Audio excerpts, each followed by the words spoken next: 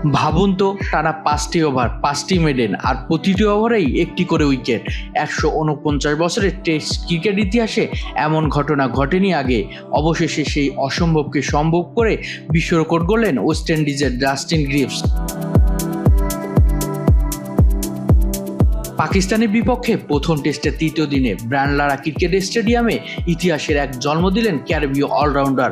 প্রথম ইনিংসে West Indies করে 311 রান, জবাবে পাকিস্তান একসময় ছিল বেশ স্বস্তিতে।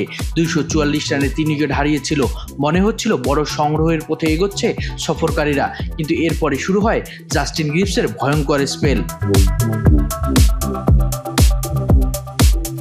ইনিংসের 64তম ওভারে শান মাসুদকে বোল্ড করে শুরু। এরপর টানা 5টি মেডেন ওভারে একে একে ফেরান মোহাম্মদ রিজওয়ান, আমির জামাল, আলী ওসমান এবং মোহাম্মদ আব্বাসকে।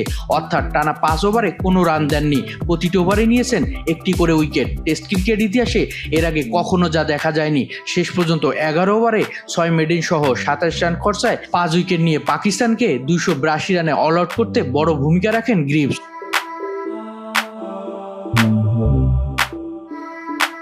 তবে ম্যাচ এখনো জমে আছে। দ্বিতীয় ইনিংসে ওয়েস্ট ইন্ডিজ 126 রানে হারিয়েছে 7টি উইকেট।